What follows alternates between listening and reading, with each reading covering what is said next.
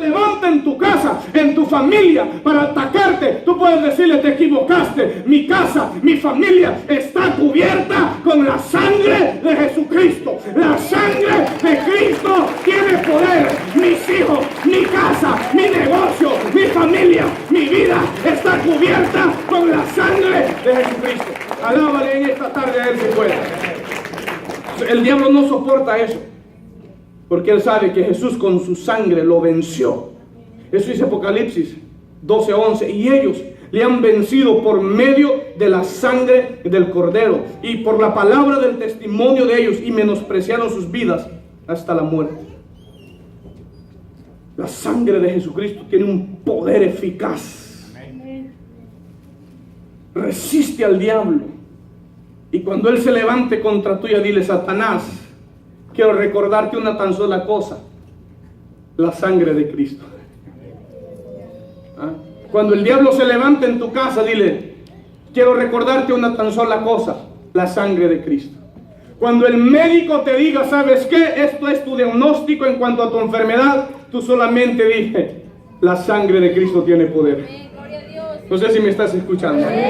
Cuando el enemigo se levante en tu familia, en tu trabajo, y puedan decir tantas cosas de ti, tú solamente vas a decir: la sangre de Cristo tiene poder. Cuando alguien te diga: mira, tal persona anda diciendo esto y esto de ti, que te van a echar una maldición, te van a hacer esto, te van a hacer aquello, tú puedes decir: la sangre de Cristo tiene poder.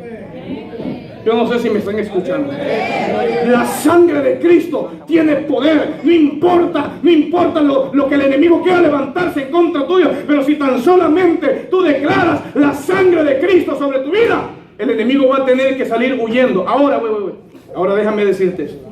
Para que la sangre de Cristo tenga poder sobre ti y sea efectiva sobre ti y cubra tu vida, tu familia, tu negocio y todo tu entorno familiar, no es solamente de decir la sangre de Cristo y vivir una vida como te dé la gana. No sé si me estoy explicando. ¿Ah? Porque el diablo, si bien es cierto, reconoce el poder de la sangre de Cristo, pero sabe, en los creyentes que son creyentes no cristianos, ni cristianos. ¿Entiendes? Cuando hay un creyente que realmente teme a Dios, obedece a Dios y hace la voluntad de Dios y le menciona la sangre de Cristo, el diablo sí teme. Pero cuando es cualquier persona que realmente vive su vida a su manera, puedes tú rasgarte, puedes gritar la sangre de Cristo, y el diablo no. ¿Por qué? Porque la sangre de Cristo, oiganme muy bien esto, no es para ser utilizada como un amuleto. La sangre de Cristo tiene poder y es efectiva en aquellos hombres y mujeres que le temen a Dios. Amén. Que viven apegados a la palabra de Dios. Por eso es que ahí la Biblia dice: y ellos le han vencido por la sangre de Jesucristo y por la palabra y el testimonio de ellos. Si tú declaras la sangre de Cristo sobre el enemigo, pero tu testimonio no está de acorde a la Biblia, a la palabra de Dios, no te va a funcionar para nada. Sí, porque hay creyentes que mencionan la sangre de Cristo, pero viven su vida totalmente en desobediencia a Dios. El diablo te hace pedazos de esa. Porque la sangre de Cristo es efectiva en el creyente que teme a Dios, que obedece a Dios, que vive en santidad delante de Dios.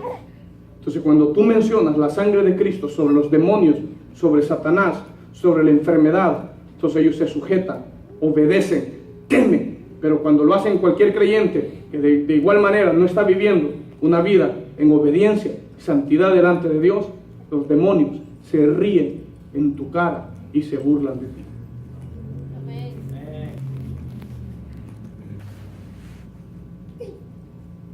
Ellos le han vencido por la sangre del Cordero. Entonces, número uno, Satanás hay que resistirlo. Número dos, hay que mencionarle la sangre de Cristo, pero yo tengo que estar viviendo en obediencia a la palabra de Dios. Y número tres, ¿cómo enfrentar al enemigo? Número tres, velando y siendo sobrios. velando y siendo sobrios. ¿Qué significa eso? Haciendo guardia en todo tiempo, vigilando en todo tiempo, no dándole lugar al enemigo en ningún momento. Nosotros como cristianos tenemos que hacer guardia los 24 horas del día. Es decir, aunque, pastor, ¿cómo es eso? Las 24 horas del día, incluso yo durmiendo. No. Cuando tú vayas a dormirte, pon tu vida: Señor, voy a dormir en esta noche, en paz me acostaré, así mismo voy a dormir, porque tú cuidarás de mi vida, de mi casa y de mi familia. Pero el problema es que muchas veces nosotros estamos tan cansados que nomás ponemos la cabeza en la almohada y ya nos dormimos, sin haber orado. Nos levantamos por la mañana, sonó la alarma, el despertador, y salimos corriendo. Si nos queda tiempo, vamos al baño, y no solamente nos cepillamos y nos vamos, sin haber orado. Entonces nuestra vida tenemos que cubrirla, iglesia, con oración. Usted sabe que la oración protege, la oración santifica, la oración pone vallado en la vida de las personas. Ponga vallado antes de salir de su casa en oración. Cuando se va a acostar, de igual manera, ponga vallado: esta noche declaro los ángeles de Dios alrededor de mi casa y declaro que voy a dormir tranquilamente. Es necesario.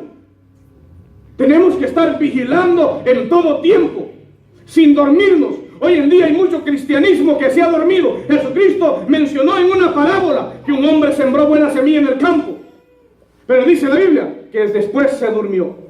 Y cuando él estaba dormido, vino su enemigo y sembró cizaña entre el trigo. No tenemos que dormirnos. ¿Por qué? Primera de Pedro, vaya ahí conmigo. Primera de Pedro, capítulo 5. Primera de Pedro, capítulo 5, la palabra de Dios dice lo siguiente. Si usted trajo su Biblia, vaya por favor.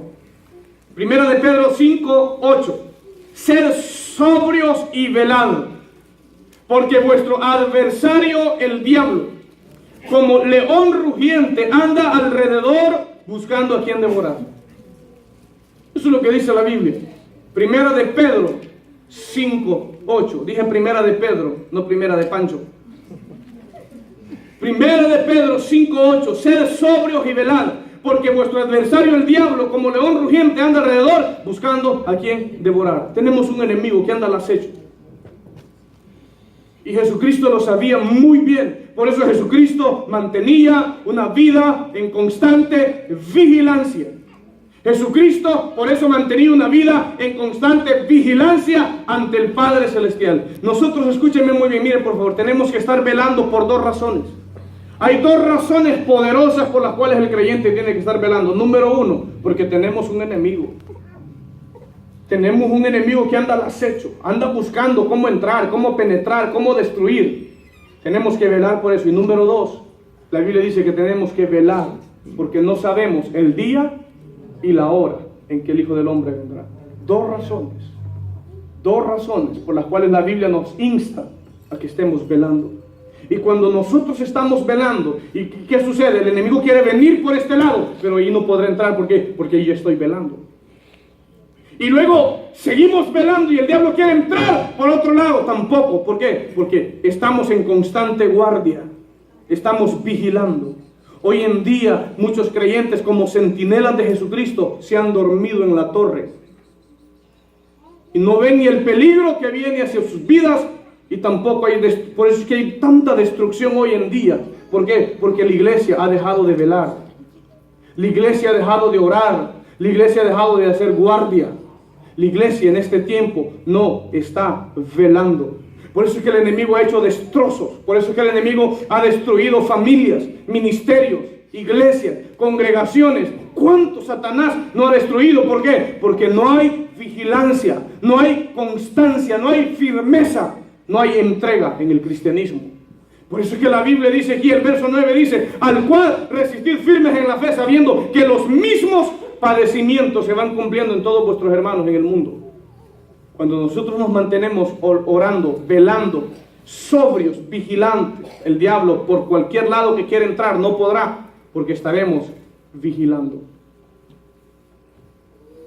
Estaremos vigilando. Pero si no sabemos y si no estamos vigilando, Satanás fácilmente podrá entrar y destruye hogares, matrimonios, familias, jóvenes con grandes talentos han sido destruidos porque no han estado velando.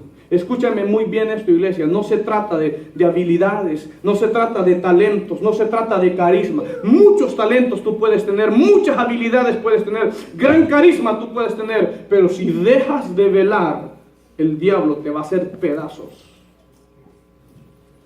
El diablo te va a hacer pedazos, te va a destruir. Tantito el creyente se destruye. La misma historia dentro de la iglesia cristiana a través de todos los siglos nos lo ha demostrado. Tantos hombres, ministros de Dios, gente ungida con el poder de Dios, tan solo se han descuidado. Y el diablo los ha hecho pedazos. No sé si me están escuchando. Creyentes, hombres de Dios, mujeres de Dios ungidas, que han hecho temblar al enemigo. Gente que Dios la ha usado en sanidades, en milagros, en don de sabiduría, en interpretaciones de diferentes lenguajes. Dios los ha usado poderosamente. Un tan solo descuido y el diablo los ha destruido. ¿Por qué? Porque en este reino en el cual nosotros estamos, la lucha es constante. La lucha es constante, y por eso yo quiero exhortar a la iglesia. El creyente que no está orando delante de Dios, no tiene una vida de oración. De hecho, cuando tú no tienes una vida de oración, el diablo ni ruido te hace. Es necesario que nosotros nos levantemos en estos tiempos y estemos vigilantes en todo tiempo. Por último, es necesario que nosotros entendamos, esas son las debilidades del enemigo. Satanás es débil, no puede ser resistido. Satanás es débil cuando un creyente le menciona la sangre de Cristo y este creyente está viviendo en obediencia delante de Dios. Satanás es débil cuando el creyente permanece vigilante y sobrio en todo tiempo. El diablo no lo puede destruir. Pero cuando en ti no hay perseverancia, cuando tú no lo resistes a él, cuando tu vida no está de acuerdo a la palabra, él te va a hacer pedazos. Ahora, esas son las debilidades del enemigo. Ahora, ¿cuáles son? ¿Cuál es la fortaleza de Satanás? ¿Saben ustedes cómo Satanás ha hecho estrago en la iglesia cristiana evangélica? ¿Sabe cómo el enemigo ha destruido congregaciones, ministros, creyentes, matrimonios, familias? ¿Sabe usted cómo Satanás ha destruido relaciones entre hermanos, de amigos, etcétera, etcétera? ¿Sabe cómo lo ha hecho? ¿Cuáles son las armas que él utiliza? ¿Cuál es la estrategia que él utiliza? Es necesario que nosotros sepamos esto. Es muy necesario que nosotros sepamos esto. Y yo quiero llevarlos a otra escritura en Lucas capítulo 11. Por favor. Lucas capítulo 11, versos 21 y 22. Jesucristo está hablando, diciendo lo siguiente: cuando el hombre fuerte armado guarda su palacio en paz, está todo lo que posee. Pues está lo que posee. Pero cuando viene otro más fuerte que él y le vence, le quita todas sus armas en que confiaba y reparte el botín. Nosotros como iglesia y como cristianos, nosotros tenemos que saber cuáles son las armas que el enemigo utiliza en nuestra contra. Yo quiero decirles lo siguiente. Miren, Satanás es astuto. Satanás es bien astuto. ¿Y saben qué es lo primero que Satanás hace para destruir una congregación? Para destruir un creyente, para destruir un matrimonio, para destruir una familia. ¿Saben qué es lo primero que Satanás hace? Primero lo debilita. Diga conmigo, debilitar. Dígale un poquito más fuerte, debilitar. Satanás no te va a poder enfrentar a ti cuando tú estás fortalecido en Dios. Entonces, ¿sabe qué es lo que él hace primero? Debilita tu fe. Debilita tu vida espiritual. Te debilita en la oración. Te debilita en la lectura de la palabra de Dios. Te debilita en el ayuno. Te empieza a debilitarte espiritualmente al punto de que tu vida esté completamente débil. Ya cuando él ve que tú estás débil, entonces empieza enviar dardos. Eso es lo que él hace primero. Empieza a debilitar la vida del creyente, porque él sabe muy bien que un creyente fortalecido, un creyente, mire lo que le voy a decir esto, iglesia, un creyente fortalecido en oración no le va a hacer caso a cualquier tontería que el diablo le mande a decir por ahí. Un creyente que ora, un creyente que ayuna, un creyente que está sirviendo a Dios, un creyente que está fortalecido en el Señor, le pueden decir un montón de cosas que fulano dijo, que lo otro dijo, que el hermano dijo, que aquel dijo, y no le va a hacer caso a nada. ¿Por qué? Porque está fortalecido. Pero un creyente que no está fortalecido, cualquier cosa que le digan lo desanima, lo aparta de Dios, lo destruye. Entonces el diablo siempre que te va a atacar a ti, el diablo siempre que nos va a atacar a los creyentes, primero va a buscar la manera de debilitarte en tu fe, en tu vida espiritual, porque él sabe que una vez tú estando débil, él te destruye, te maneja a su antojo. Eso es lo primero que él hace. Empieza ¿qué? A debilitarte. Y vuelvo a repetir, pone pereza para que no ores. Te empieza a doler la cabeza cuando lees la Biblia. Tus ojos se te irritan, ya no quieres leer. Empiezas a bostezar. Usted puede pasar 4, 5 horas, 6 horas viendo la televisión y estar tranquilamente. Empieza a leer la Biblia. Su vista se empieza a cansar. Fácil le baja sueño. Eso no es normal. Si tú estás pasando por eso, eso no es normal. El diablo va a querer debilitarte, porque él sabe que estando tu vida fortalecida, él no podrá atacarte. Él no podrá hacer nada en contra tuya. Pero cuando tú dejas de orar, dejas de leer la Biblia, ¿sabes qué? Luego el enemigo poco a poco te va sacando del redil. Poco a poco dejas de venir un día, luego ya te vienes quedando. Yo encuentro personas que dicen que ahora me da pena ir a la iglesia porque dejaron de asistir un fin de semana, luego se quedaron el otro y así se fueron quedando. Y el diablo los empieza a sacar del redil. ¿Para qué? Para hacerlos pedazos, porque el diablo sabe que tú, estando dentro del redil, él no va a poder obrar libremente en contra tuya. Amén. Pero él lo que va a querer es que te empieza a sacar y va a poner misma discordia entre tu hermano y contigo. ¿Para qué? Para sacarte del redil, porque él sabe que una oveja sin redil y sin pastor es el sándwich que él tiene ya. Eso es lo que él va a hacer. Eso es lo que él va a hacer. Entonces él te empieza a debilitar. Mira, te voy a poner este ejemplo tan sencillo y tan claro. ¿Cómo tú crees que los filisteos vencieron a Sansón? La Biblia dice en la historia, en el libro de Jueces, que Dalila le dijo a Sansón: declárame, ¿dónde está tu fuerza, el poder que tú tienes? Y Sansón le mencionó 3 cosas. Le dijo: si me ataren haga de cuenta, con algunos bejucos de un árbol nuevos, que nadie los ha usado, nadie los ha tocado, seré débil. Y corrieron y fueron a buscarlo y lo ataron. Y cuando le dijeron: Sansón, los filisteos están aquí, él lo rompió como nada. Y Dalila se enojó con él y le dijo: ¿por qué me estás mintiendo? Dime en qué está tu fuerza. Y él le dijo: mira, si me atan con 7 cuerdas nuevas que no han sido usadas, mi fuerza se me quita. Y ella mandó a traer las 7 cuerdas nuevitas. Lo ató. Y cuando le dijeron: los filisteos están ahí, él simplemente la rompió como un hilo, dice la Biblia. Y ella siguió: tu corazón no es recto. Si realmente me amas, Sansón, como tú dices, ¿por qué no me declaras la verdad? Y Sansón le dijo: mira, si me hacen 7 guedejas o 7, ¿cómo se llama eso? 7 trenzas, gracias. 7 trenzas. Y me las enclavan con una estaca. Cuando yo quiera levantarme, no voy a tener fuerza. Y así lo hicieron. Esperó que se durmieron, hicieron 7 trenzas, lo enclavaron. Y cuando ya los filisteos vienen, él la rompió como nada y salió huyendo. El problema fue cuando le dijeron, cuando él le reveló.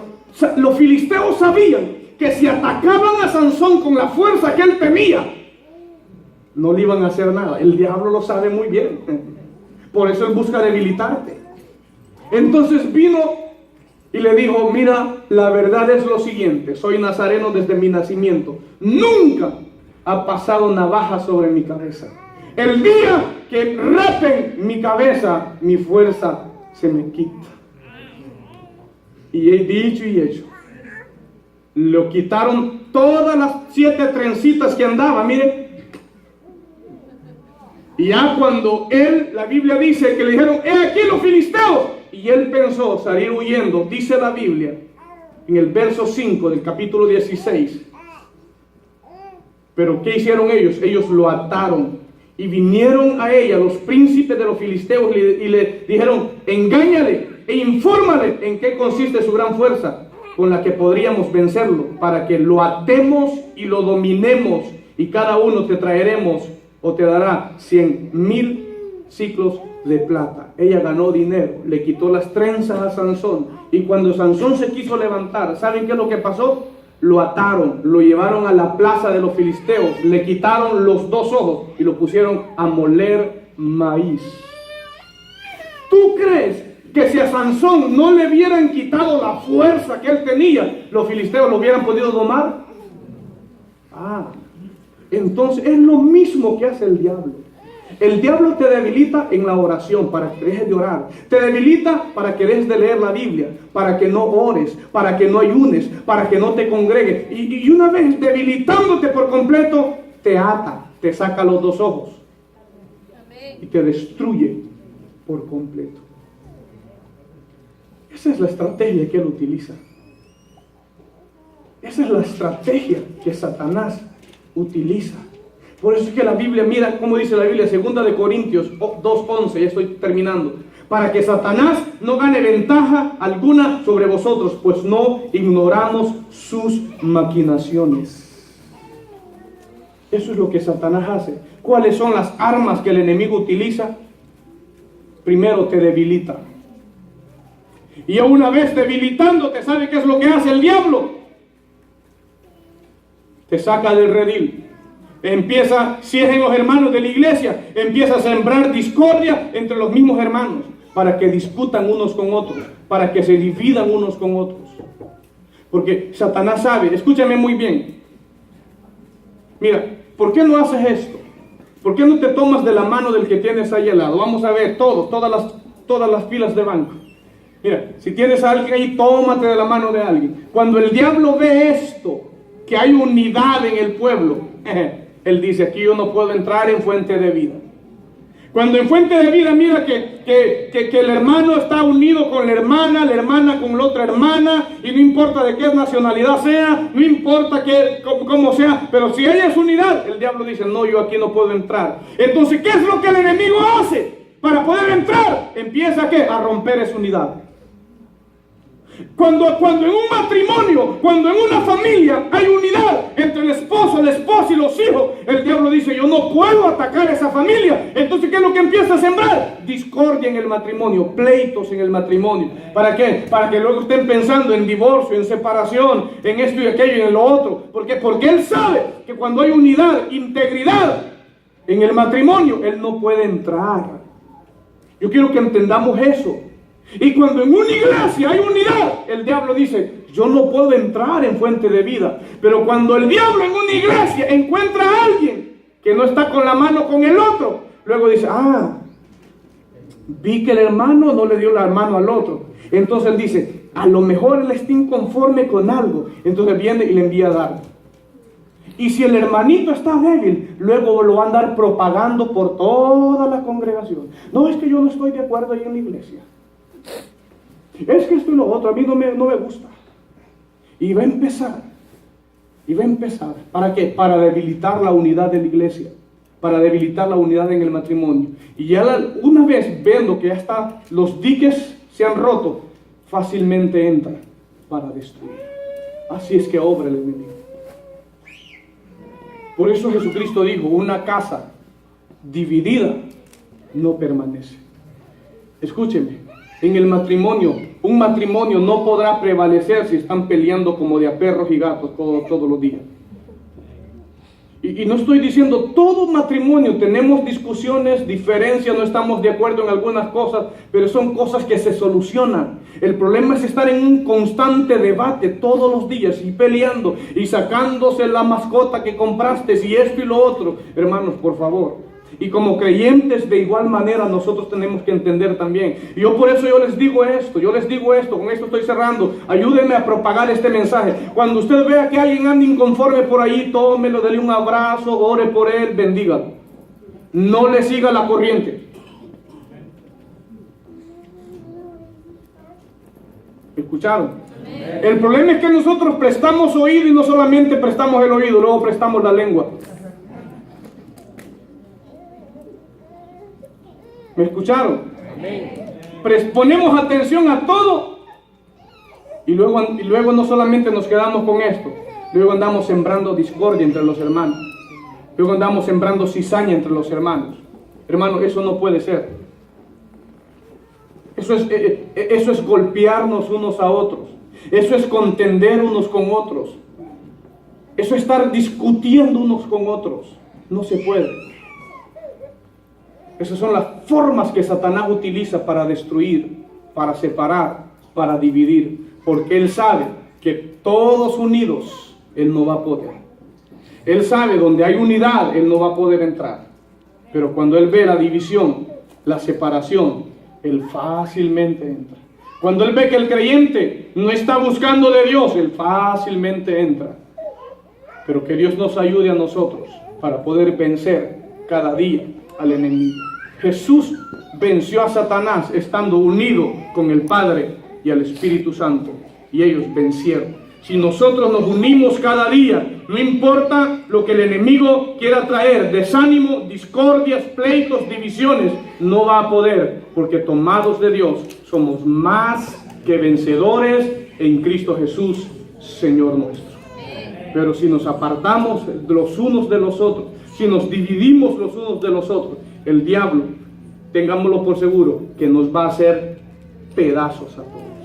Que Dios nos pueda ayudar. La lucha que nosotros tenemos es para que la peleemos unidos, tomados de la mano. ¿Por qué no se pone de pie en esta tarde?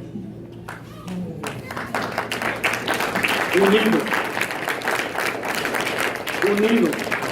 Y cuando nos tomamos juntos de la mano y todos estamos no peleando unos con otros, sino para enfrentarnos al enemigo, el diablo no podrá destruir.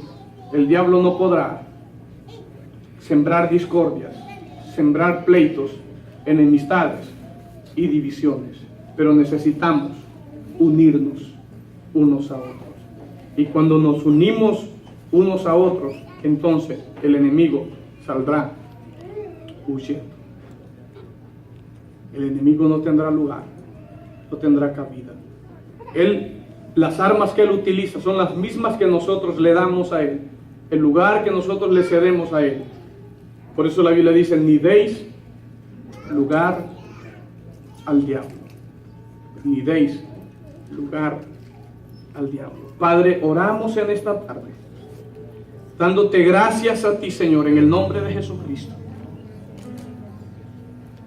Sabiendo, Padre, que tenemos una lucha constantemente y que no es una lucha entre seres humanos, entre sangre y carne, sino contra principados y potestades y gobernadores de las tinieblas de este siglo. Pero sabemos, Señor, que mayor es el que está en nosotros que el que está en nuestra contra, que el que está en el mundo. Y sabemos que si tú estás con nosotros, ¿quién contra nosotros? Oramos en esta hora por las vidas, por las almas que no te conocen, que no se dejen vencer por el enemigo. Padre, tú nos dices: no seáis vencido con el mal, sino vence con el bien del mal. En esta noche yo quiero hacer un llamado breve. Si en esta noche hubiese una persona